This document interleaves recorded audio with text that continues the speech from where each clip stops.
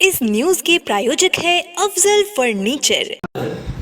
आज वो सवेरे स्पेशली आग में घी डालने की दृष्टिकोण से जाले उनका आगमन हुआ और सिंहवाड़ा थाना गए और सिंहवाड़ा थाना में जाकर के असत्य जो बातें हैं उसको लेकर के जोर डाल करके एफआईआर कराने का काम, थाना अध्यक्ष को दबाव में डालकर एफआईआर कराने का काम किया।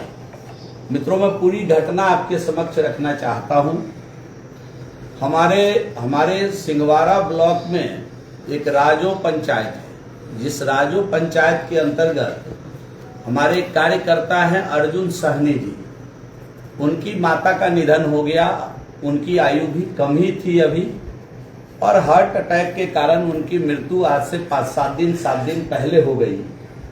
तो हमारी आदत है क्षेत्र में जब भी कोई घटना, अप्रिय घटना घटती है तो मैं पुरसा हाल में उस पीड़ित परिवार के पास जरूर जाता हूं, उनको मिलने जाता हूं। इसी नियत से कल 6:30 बजे के आसपास जब हम राजो पहुंचे तो कुछ कार्यकर्ताओं ने सूचना दिया होगा कि माननीय मंत्री जी आ रहे हैं वहां पुरसा हाल के लिए। तो उस पीड़ित परिवार को जब मैं मिलने गया तो वहीं एक दिवाकर नाम के व्यक्ति, जो अपने को पहले पत्रकार, उन्होंने अपने को पत्रकार बताया। जब हमारे मीडिया के साथियों ने पूछा कि पत्रकार है तो कोई आई कार्ड होगा, आप दिखाइए किस चैनल से हैं, किस प्रेस से हैं, किस अखबार से हैं। तो उन्होंने दिखाने से मना कर दिया कि हमारे पास सब है, लेकिन हम आपको दिखाएंगे, अभी नहीं दिखा सकते। और वहां के स्थानीय लोगों ने उनको समझाया कि यहाँ आए हैं मातम में, पुरसा हाल में आए हैं, कोई विषय होगा तो आप बाद में कर लीजिएगा, ये उपयुक्त समय नहीं है, उचित समय नहीं है। जो घर के स्वामी है, जिनके घर में गया था, उन्होंने भी इस बात को उनको समझाने का प्रयास किया, लेकिन वो नहीं माने। सड़क पर आकर अपना कुछ जो रिपोर्टर की तरह अपना बोलते हुए कुछ शालीनता मर्यादा भंग करके अपना रिपोर्टिंग कर रहे होंगे। हम लोग जब पुरसा हाल कर लिए, वहां बैठे और वहां से जब निकले हैं तो निकलने के बाद वो सवाल करने की कोशिश किए। तो हमने पहले ही उनको एक बार बिठाकर मैंने समझा दिया था कि आप जिस रोड की चर्चा कर रहे हैं वह रोड ग्रुप टेंडर में सिंहवाड़ा में ऑलरेडी उसका सिलेक्शन हो चुका है, उसका टेंडर हो चुका है और उसका ठेकेदार नियुक्त हो चुका है।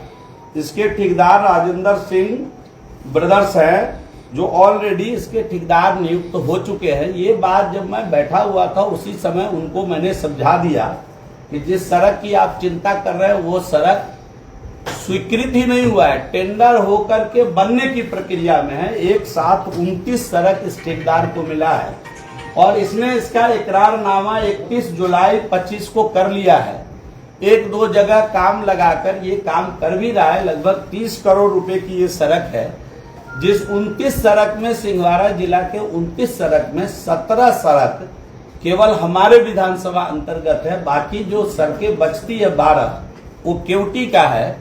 और इस 17 सड़क में ये जो 2 प्रमुख सड़कें, भड़वाड़ा से शंकरपुर और रमपट्टी जिस सड़क की चर्चा वो नौजवान कर रहा था, वो सड़क 3,57,00,000 की लागत से बनना निश्चित है। उसका शिलान्यास भी माननीय मंत्री के द्वारा करना था, जो विभागीय मंत्री है उनका आना था, सिंहबारा करना था। कतिपय कारणों से डिले हुआ, लेकिन हम लोगों ने ठेकेदार से कह दिया था कि आप काम को प्रारंभ करिए। चूंकि ये ठेकेदार भी जो है वो कांग्रेस पार्टी से ताल्लुक रखते हैं, पहले पूर्व विधायक रहे हुए हैं रीगा के, उनकी पत्नी के नाम पर ये संभवतः फॉर्म है, तो वो थोड़ा सा टाल मटोल कर रहे हैं चुनावी दृष्टिकोण से कि किसी प्रकार से सड़कें ना बने। और जो टिकटार्थी है, जो आगे टिकट चाह रहे हैं, कोई कांग्रेस से, कोई जनता दल, ये राष्ट्रीय जनता दल से, उनमें आपसी होड़ का वातावरण है।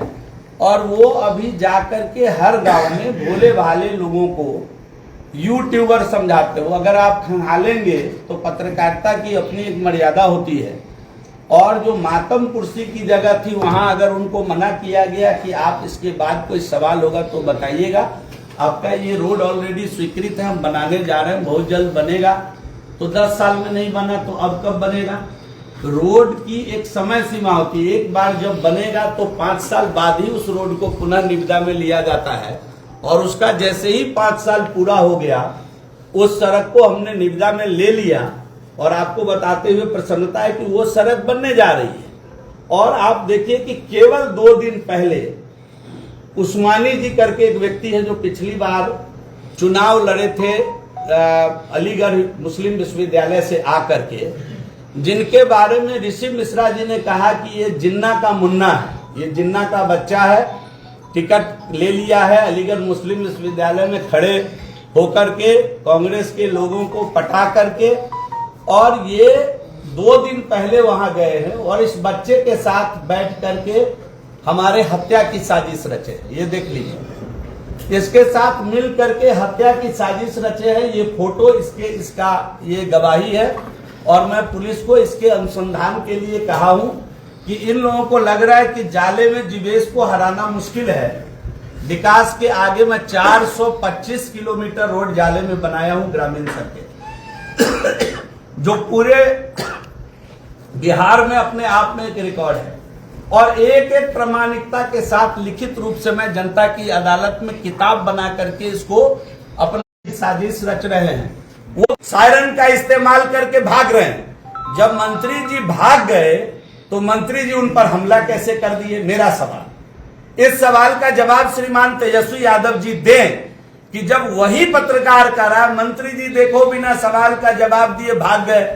मंत्री जी ऐसे व्यक्ति हैं कि मंत्री जी काम करके जवाब देते हैं। मंत्री जी बरबोले के जैसा जाकर के, जिसने कुछ नहीं किया हर दिन एक वीडियो बनाकर डाल रहा है, जिसने काम किया है वो प्रमाण लेकर आता है और प्रमाण के साथ प्रेस करने की हिम्मत जुटाता है।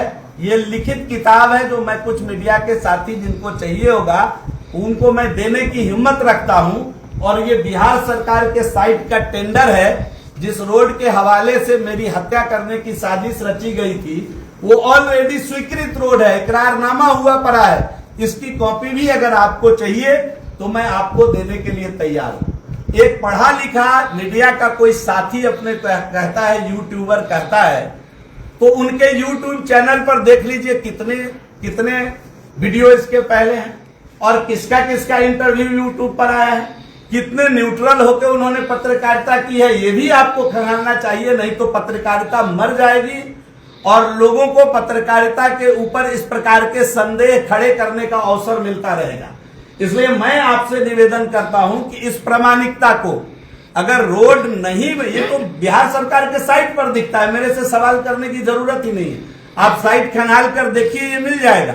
और मतलब रोड नहीं था, मतलब किसी बहाने घेर कर मेरी गाड़ी को पूछ देना, मुझे गाड़ी के अंदर मेरी हत्या कर देना। इतना बड़ा पत्थर पहले से लेकर रखा गया था जिसको उठाकर मेरे सर पर फेंकने की तैयारी थी, और थानेदार ने लगता है स्थिति को भांपा और वो मुझे पहले ही वहां से लेकर के आगे चला गया। 3 गाड़ी, थाने की गाड़ी और एक मेरा स्कॉट और मेरी गाड़ी वहां से निकल गई। मेरी 2 गाड़ी सिंगल रास्ता होने के कारण, जो पीछे का स्कॉट होता है और एक स्पेयर गाड़ी होती है जिसमें बाकी कैमरामैन बाकी लोग होते हैं, वो गाड़ी पीछे रुककर आप पता करेंगे कि कैसे जो अपने को पत्रकार कह रहे थे वो बोनट पर कूद कर बैठ गए, कभी नीचे उतर गए, अपने हाथ में जो बाइक का डंटा था उससे उसका शीशा मारकर फोड़ दिए और बाद में कहे कि ये हमारा माइक तोड़ दिया गया। ये सब आरोप, गलत आरोप लगाए गए। थाना खुद पहुंच करके बाद में वहां से गाड़ी रिलीज कराई और गाड़ी के पीछे भागने के क्रम में वो गिरे जरूर, ऐसा मुझे वहां के स्थानीय लोगों ने बताया कि जब वो गाड़ी का शीशा पीछे से मारकर तोड़ रहे थे अपने माइक वाले डंडे से, तो पीछे जब वो भाग रहे थे तो भागने के क्रम में वो एक बार गिरे जरूर, फिर खुद से अपना कपड़ा फाड़ करके बाद में जब डीएसपी और थाना आता है तो खुद से कपड़ा फाड़ करके वो अपना वीडियो बना करके अन्य साथियों को बताने की चेष्टा करते हैं। तो मैं इन बातों को आपके समक्ष इसलिए रखा कि वस्तु स्थिति पर पर्दा डालने का काम श्रीमान तेजस्वी यादव जी कर रहे थे और तेजस्वी यादव जी को मैं जरा याद दिला देना चाहता हूं कि जिस एमएलए को बगल में लेकर एफआईआर दर्ज कराने गए थे, तेजस्वी यादव जी बच्चे रहे होंगे, उनकी याददाश्त उस समय उतनी मजबूत नहीं रही होगी। एक एमएलए जिनको लेकर आज गए थे एफआईआर दर्ज कराने, वो एक दलित बेटे का हाथ का नाखून खींच लिए थे सरसी से अपने घर में बिठा करके। तेजस्वी यादव जी किसको लेकर गए एफआईआर दर्ज कराने? तो जरा आप इस बात को रखिए कि उनके बगल में बैठा हुआ व्यक्ति एक एमएलए था जो सरसी से एक दलित के बेटे का हाथ का, पांव का नाखून अपने आवास में बुलाकर खींच लिया। तेजस्वी यादव वही व्यक्ति हैं जिनके पिता और माता के शासन काल में एक आईएएस ऑफिसर की पत्नी चंपा विश्वास के साथ क्या किया गया, ये बात भी तेजस्वी यादव को अपने प्रेस कॉन्फ्रेंस में न्यूट्रल होकर के मीडिया के साथियों को बताना चाहिए था। और तेजस्वी यादव वही व्यक्ति हैं जिनके पिता ने किसी यूट्यूबर को नहीं, मैं ये दिखा रहा हूं, आप देख लीजिए, जरा सुन लीजिए।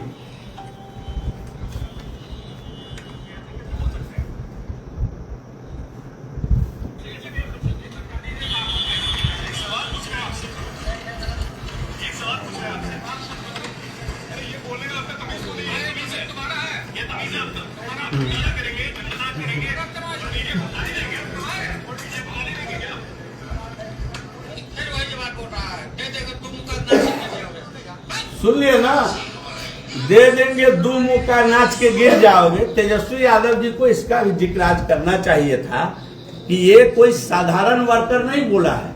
राष्ट्रीय अध्यक्ष जनता दल, राष्ट्रीय जनता दल के राष्ट्रीय अध्यक्ष और उनके पिता ने पत्रकार बंधु से कहा, आर भारत और अन्य पत्रकार बंधु जो उनसे सवाल कर रहा है उनसे कहा कि दे देंगे दो मुक्का तो नाच के गिर जाओगे।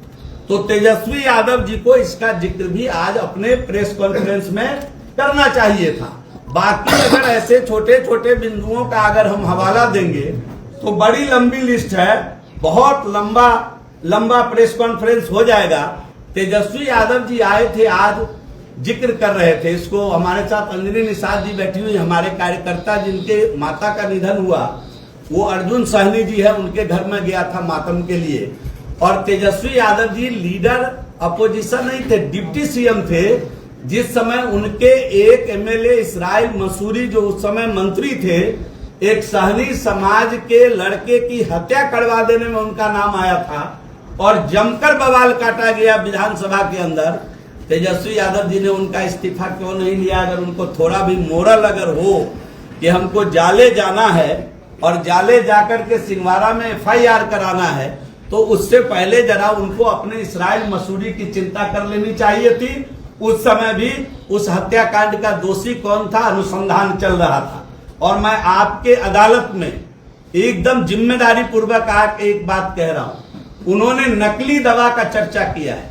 मामला सब जुडिस है, नकली दवा का कोई मेरे ऊपर आरोप नहीं है और न ही मेरे ऊपर किसी प्रकार की कोई सजा मुकर्रर की गई है। मामला सब जुडिस है। मैं तेजस्वी यादव जी को नोटिस भेजने वाला हूं, कल से परसों तक डिफेमेशन का केस फाइल करूंगा। इसका भी जवाब श्रीमान तेजस्वी यादव जी देंगे, ये भी मैं आपको अभी यहां कहना चाहता हूं। और मैं उनको एक बात और याद दिला देना चाहता हूं, बड़े भाव से कार्यकर्ता उनको मिलने गया था हेलीपैड पर। आप लोगों के जो कंपनी है उसका कैमरा जरूर कैद किया होगा, हाथ पकड़ के झुला के, जैसे आदमी ये फेंकता है बैट बॉल जैसे घुमाता है, हाथ पकड़ के हेलीपैड से झुला करके उस बेचारे को फेंक दिए थे। तेजस्वी यादव जी को याद रखना चाहिए था कि वो भी एगो अति पिछड़ा का बेटा था। तेजस्वी यादव जी को ध्यान रखना चाहिए, तेजस्वी यादव जी को ध्यान रखना चाहिए कि इस्राइल मसूरी के ऊपर जो हत्याकांड का आरोप लगा था वो भी एक सहनी समाज का बेटा था, उसको ध्यान रखना चाहिए था। मैं किसी विवाद में नहीं हूं, मेरा किसी विवाद से कोई लेना देना नहीं है। कल ये कुछ लोग ऐसे थे जिनके द्वारा एकदम हत्या की साजिश रची गई थी। भगवान ने मुझे बचाया, पुलिस की तत्परता ने मुझे उस जगह से, मैं पहले ही निकल गया था, मेरे साथियों को भी निकाला। उनका जो साजिश था उसका पर्दाफाश हो गया। मैं पुलिस से और सरकार को भी मैंने कहा है कि इसका एकदम दूध का दूध पानी का पानी कराए, एकदम सही तरीके से इसका अनुसंधान हो और इसकी पूरी तत्परता के साथ जांच हो। क्योंकि जो वीडियो दिखाया गया है उसमें कहीं हमारी छाया मात्र भी नहीं है।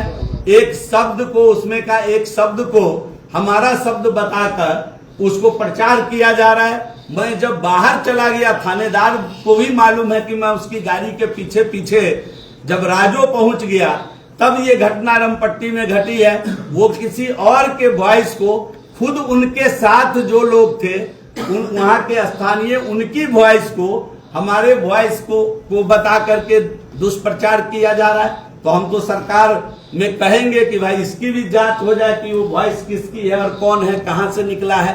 तो ये सब गलत दलील मैं जब भाग ही गया, मेरा जब शीशा ही नहीं खुला, जब मैं सायरन का प्रयोग करके भाग गया तो उनको मारा कौन, फिंगरप्रिंट किसका ढूंढ रहे हैं वो। तो ये सब काम मुस्तैदी के साथ एक एक करके खुद, जिसको यूट्यूबर कहिए या मोबाइल कैमरा धारी कहिए, हम तो उनको मोबाइल कैमरा धारी बोल रहे हैं, मोबाइल कैमरा धारी ने खुद ही अपने डायलॉग में कहा है कि देखिए देखिए बिना जवाब दिए भाग रहे हैं मंत्री जी, भाग गए मंत्री जी। जब भाग ही गए तो उनको मारा कौन, उनके ऊपर आरोप किसके ऊपर वो लगा रहे हैं। तो ये सब चंद सवाल हमारे हैं जिसको जरूर प्रशासन अपने स्तर से इसकी जांच भी करेगी। और हम तो चाहते हैं कि इसका दूध का दूध पानी का पानी हो। और श्रीमान तेजस्वी यादव जिस निर्लज्जता के साथ आज सिंहवाड़ा आए थे, हम उम्मीद करेंगे कि उसी संजीदगी के साथ एक बार कांटी चले जाएं और इस्राइल मसूरी के ऊपर जो केस फाइल हुआ है उसके प्रति भी जरा हमदर्दी दिखाने का काम करें। जरा चंपा विश्वास के परिवार को खोज करके आज भी उनसे क्षमा मांग ले, उनसे माफी मांग ले। जिस पत्रकार को, न्यूज चैनल, नेशनल चैनल के पत्रकार को उनके पिताजी ने बोला कि 2 मुक्का मारेंगे घुमा के कि नाच के गिर जाओगे, उससे जरा नाच के माफी मांग ले तेजस्वी यादव जी। हम इन्हीं विषयों को लेकर के प्रेस कॉन्फ्रेंस किए हैं। ये सुशासन की सरकार है, ये एनडीए की सरकार है। अगर मैं भी दोषी होऊंगा तो मैं आपकी अदालत में कहता हूं मुझे सजा मिलनी चाहिए। अगर मैं दोषी नहीं हूं तो ये जितने लोग छल प्रपंच करने आए थे थाने तक, उन सब के खिलाफ भी सजा मुकर्रर हो, इस प्रकार की बात मैं प्रेस के माध्यम से करना चाहता हूं। वैसे जिस बंधु ने